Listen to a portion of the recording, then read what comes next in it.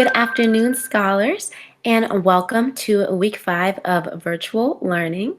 And I am going to share my screen with you right now so we can get started on our presentation. Alrighty, you should be able to see it now. So let's get started. Persuasive Writing, week 5, May 11th through May 15th. I can statement. By the end of this PowerPoint and by the end of this week, you should be able to say, I can use my writing to persuade others by stating an opinion and provide reasons to support my opinion. You have 2 standards that go along with this lesson. One is to write arguments to support claims, which we'll be doing today. And 2, to organize ideas, concepts, and information using strategies such as classification, comparing and contrasting, and using appropriate transitions. Persuasive writing. What is it? Persuasive writing is writing that tries to convince a reader to do something or believe what you believe about a certain topic.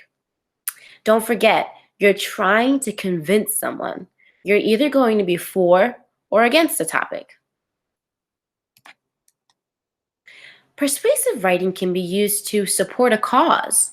And if you want to do that, you could say, please support my football team by buying discount coupons. Persuasive writing can also be used to urge people to action. And that way you could say, vote for Sarah.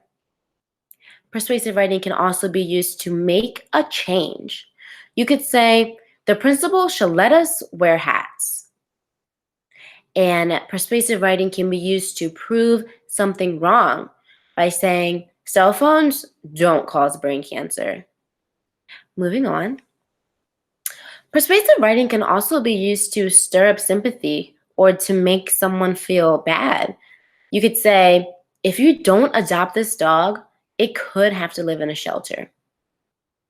Creating interest is a way that we can persuasively try to win someone over by saying, better grades get you a better job and more money. I'm sure that will make anyone interested in what you have to say.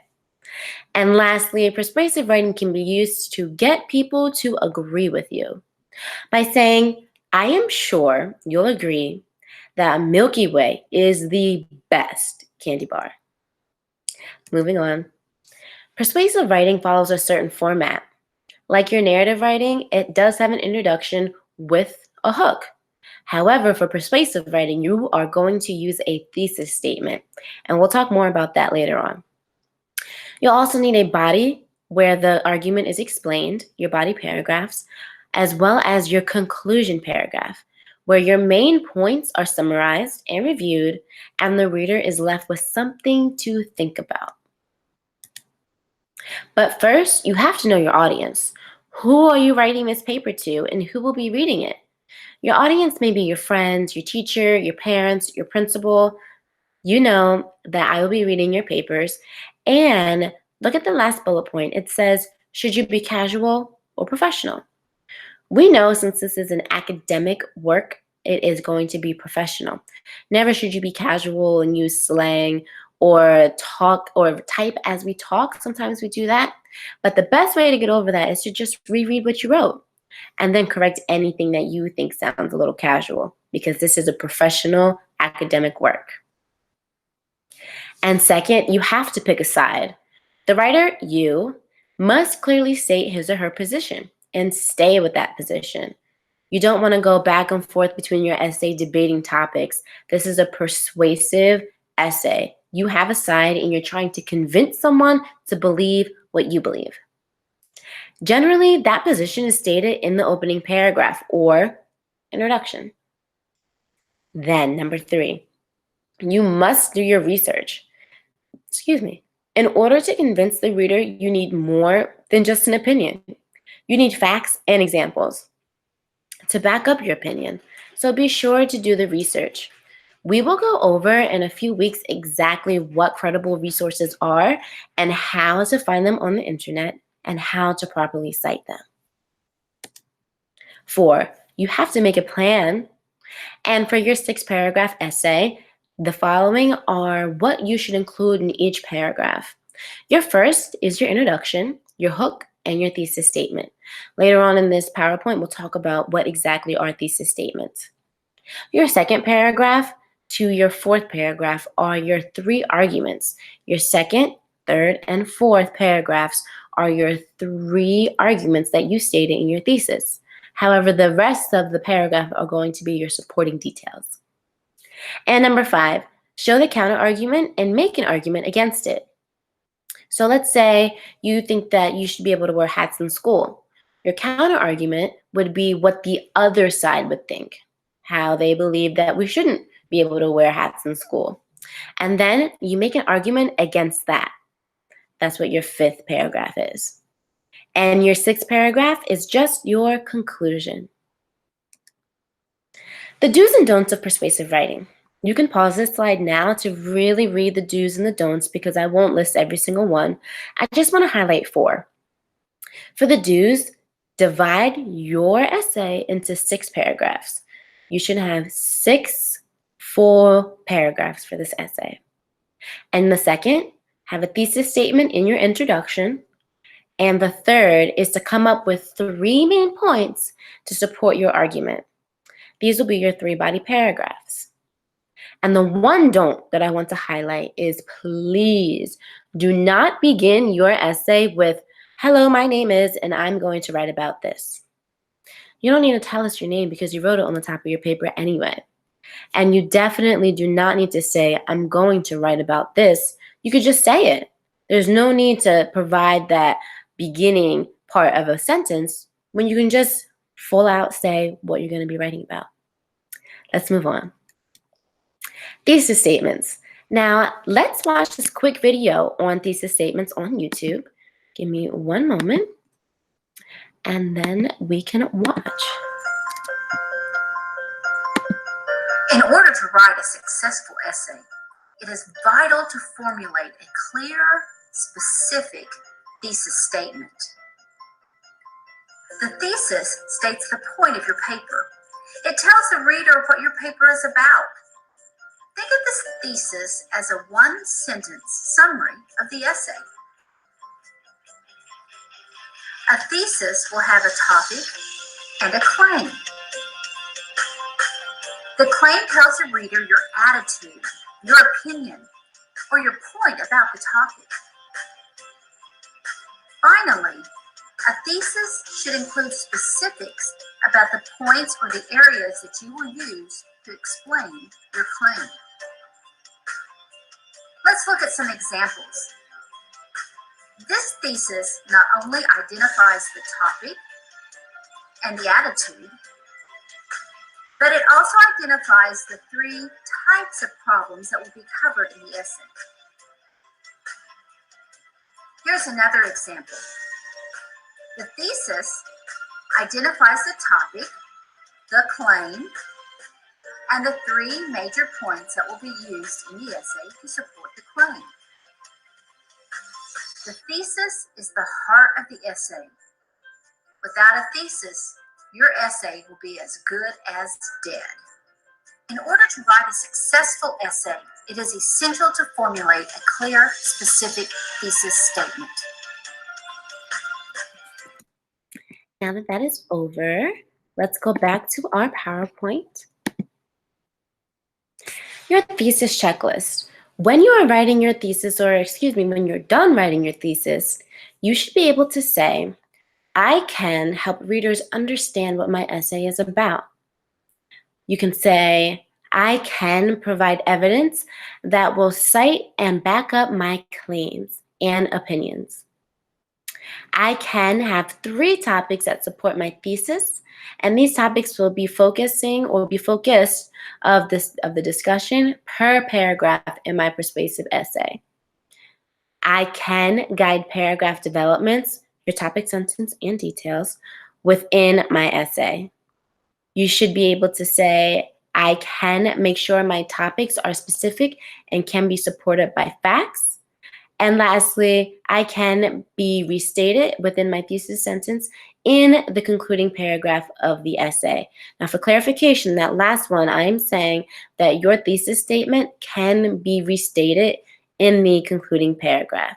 So for every single topic that is on this checklist, your thesis statement should be able to adhere to each and every box. You should be able to say, my thesis statement can to every box on this slide. Let's move on. Our thesis activity. Let's get started on that. Give me one moment. This is a great activity, and we're going to be doing 2. All right. Choose the strongest thesis statement based on the topic idea provided. Based on the topic choice of teacher pay, which thesis would be the strongest? Now let's look. This paper will explore reasons why teachers across the country should be paid higher wages. The second, teachers make less money than most people think. The third, I think teachers are hard workers. And the fourth, teachers have the important job of educating our children and should be paid higher wages to reflect the importance of this task. Now, let's look at the first one. It says this paper will. We already know that if we're starting off our thesis by saying this paper will, that's not right. So we know that's not the answer. Let's look at the second. Teachers make less money than most people think. Okay, well, that may be true, but even though this is an opinion, it's not supported by anything, and they're not giving any more details. So that's not the answer. And I think teachers are hard workers. Although that's a very nice sentiment, it's not, again, a full-fledged thesis statement. There's no details, and there's really no claim either that they're trying to make you want to understand or to be on the side of.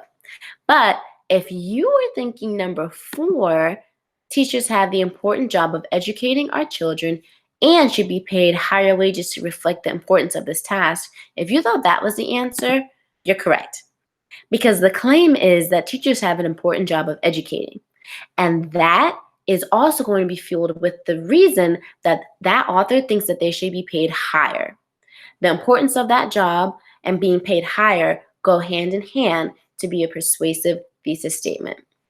Let's do the last one.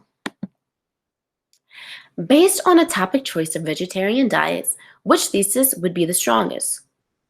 Number 1, vegetarians live longer lives. Number 2, it is not right for so many people to eat so much meat. Number 3, this essay is about the reasons why you should consider a healthier vegetarian diet. And number 4, a well-balanced vegetarian diet provides significant health benefits, and Americans could benefit from becoming vegetarians. Now, number 1, vegetarians live longer lives. Well, if that's true, they didn't back it up with any evidence, so that's not the answer. Number 2, it is not right for so many people to eat so much meat.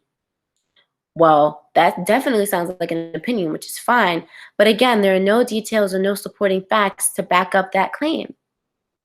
And number 3, this essay is about the reasons why you should, this essay is about, we do not want to say that, so we know that's not the answer. Let's look at the last one. A well-balanced vegetarian diet provides significant health benefits, claim, and Americans could benefit from becoming vegetarians. Why?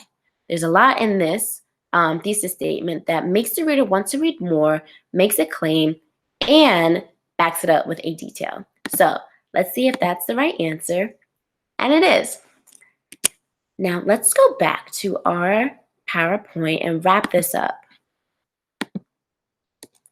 What are your next steps? Now you can get started thinking about a topic you would like to write your 6-paragraph essay on. I would suggest brainstorming about a topic that means a lot to you or that you have a strong opinion on. You could think about how you can support your topic with evidence as well.